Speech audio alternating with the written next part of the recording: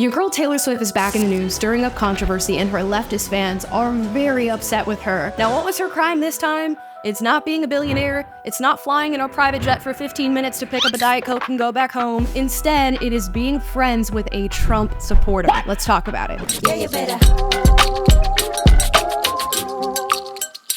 Yeah, you better.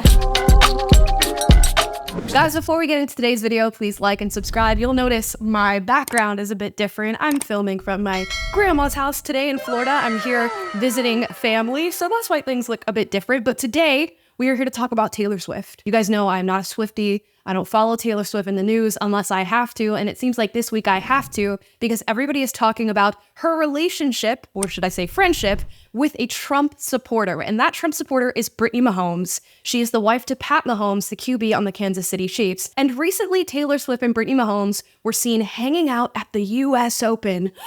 The shock. The horror. Why is this happening? Now, Brittany and Taylor have been friends for quite some time, but Brittany recently found herself in her own bit of controversy because she liked a post from Donald Trump on Instagram. Yeah, Brittany committed the crime of liking one of Donald Trump's policy posts. This ended up going viral. Fans of Brittany were saying, "How dare you be a Trump supporter? I can't believe that you're a Republican. I can't believe you would like a fascist dictator like Donald Trump who's racist and homophobic and sexist, and every single ism and phobia was thrown her way." And through that controversy, she remained steadfast and said, "You know what? F the haters, I'm gonna sit through this, I'm gonna deal with it. It's okay to have differing opinions, and if your opinions don't match my own, that's cool. We can still chill." And it seems as though Taylor Swift has the very same perspective, as they were spotted together, hugging and having a good time, kikiing it up at the US Open. Now, these pictures went viral, and of course, all the leftist Swifties said, "How dare you, Taylor Swift, hang out with somebody who supports Donald Trump and is going to ruin America," even though we know they don't even like America to begin with, but that's a rant for another time. I'm going to read you some of the reactions that Taylor Swift is receiving on X, and you guys can get a feel for what people are saying about this friendship. This one has 28,000 likes and says, "I don't think Taylor Swift is a Republican, but I do think she's an out-of-touch Democrat billionaire who believes that you can separate politics from relationships because she will be protected from everything."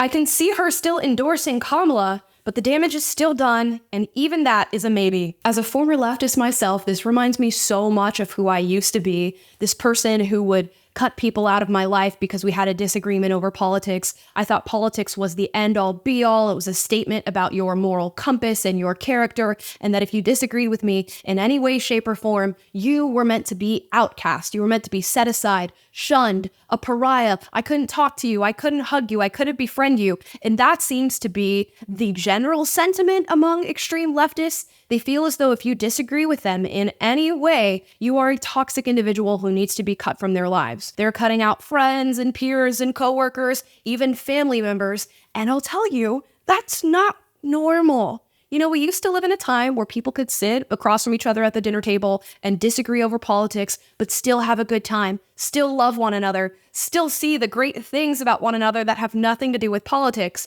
But I guess we've really left that time, at least when it comes to young people on the left. And I even think Taylor Swift used to be a person who would have agreed with some of the sentiments that are being shared online right now about her friendship, but I think she's maybe matured and grown out of her previous beliefs. In a documentary that Taylor Swift put out a few years back, she was actually filmed crying about her opinion of Donald Trump. Taylor Swift comes out against Trump. I don't care if they write that. I'm sad that I didn't 2 years ago, but I can't change that. First of all, these aren't your dad's celebrities and these aren't your dad's Republicans. Imagine if we came to you and said, "Hey, we've got this idea that we could halve the number of people that come to you next week." I'm saying right now that this is something that I know is right, and you guys, I need to be on the right side of history, and if he doesn't win, then at least I tried. It really is a big deal to me. She votes against fair pay for women. She votes against the reauthorization of the Violence Against Women Act, which is just basically protecting us from domestic abuse and stalking. If you're looking at that version of Taylor, I would probably guess that she wouldn't be friends with a Trump supporter, but now here we are in our year 2024, and she's hanging out with Brittany Mahomes. So it seems as though she's grown a bit and grown in the right direction, despite what many of our leftist fans are saying. Let's read some more reactions. This one got 74,000 likes. For Taylor Swift, talking about Palestine is too controversial. controversial for her, yet hanging out with a rape apologist Trump supporter is completely okay to her. Bunch of emojis. I love white feminism. We have reached new levels of delulu and being chronically online, because if you are somebody who cannot fathom having a relationship with somebody outside of your political echo chamber, you have the problem, not other people. Normal people can associate with people that they disagree with. It is a normal fact of life. Your family members disagree with you. Your coworkers disagree with you. Your peers, your classmates disagree with you. And guess what? You learn to build healthy relationships because that's what it is to be mature. So if you can't handle that, it's not Taylor Swift's problem. It is yours. Sorry. Yeah, I don't care anymore. Brittany Mahomes, Trump supporters, anybody that sympathizes with them, and Taylor Swift for acting as if she cared about political activism for just one album cycle, then dropping it once it no longer fit her aesthetic. Being comfortable around people like Britney while disagreeing on such fundamental topics is just so weird to me. I must point out that based into these messages and what people are saying is a feeling of superiority. They feel as though they sit on a moral high horse and that all of their beliefs are superior to those around them that disagree with them, even though it is half of the country who disagrees with them. And they sit on that high horse, judge you from up above, and say, I don't want you in my life. I don't want to be friends with you. I want no association with you. And you know what? That's fine, because I feel like these people in general are pretty toxic themselves and not too fun to be around. When I think about my relationships and friendships, I think about variety. I want to have people of all different walks of life, all different mindsets and beliefs, different hobbies,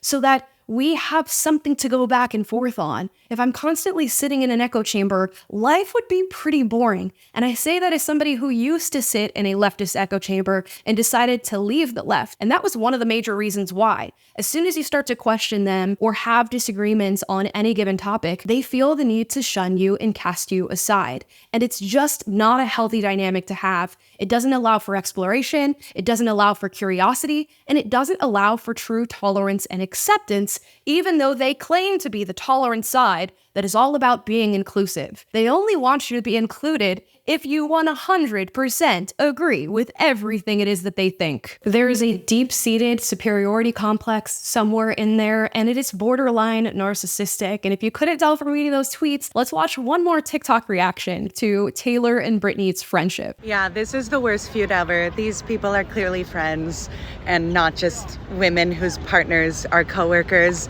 Unless Taylor is putting Britney in a headlock to demonstrate as a metaphor what Trump does to the Constitution and the peaceful transition of power as seen on January 6, 2021, and what he promises to do if reelected, or even if not reelected. Either way, he refuses to accept the results of an election that doesn't go in his favor because he's a malignant narcissist. But no, they seem too happy for that.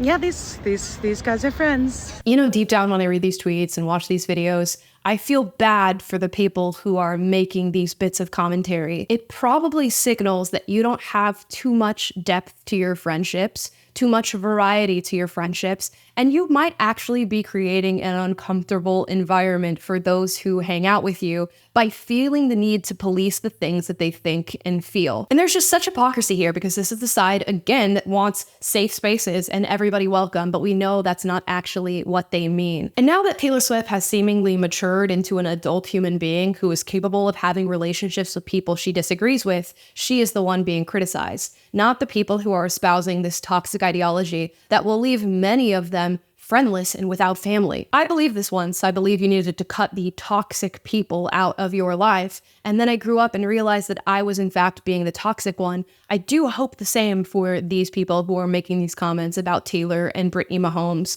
because once you realize that you are in fact the one with the negativity, the one with the toxicity, your life is going to become so much better. But because there is so much moral superiority baked into how these people think and the lens through which they view the world, it is very hard to stand up and look yourself in the mirror. And I mean, give yourself a real look. And when the time is right and they finally do give themselves a good look in the mirror, they will find out that human relationships can transcend politics. Not only that, they should transcend politics. And that doesn't mean that these issues aren't important. It doesn't mean that we are not deeply passionate about the things that we think and the issues that we care about. It just means that we can set that aside to build relationships with people that are going to enrich our lives in ways that have nothing to do with political opinions. So yeah, I guess remain chronically online criticizing Taylor for having friends and hugging them and laughing with them and going to events with them. Meanwhile, you can just cut off a whole section of the population that could very well be helpful influences in your life because ideology. But guys, those are just my thoughts. Leave your thoughts in the comments down below. As always, I encourage healthy debate, so if you disagree with anything said in this video, duke it out, but do so respectfully. And if you like this video, like, subscribe, click the notification bell to be notified every single time I post a video for you guys, which is every day, and I will see you next time. Bye, guys. Yeah, you better. Yeah, you better.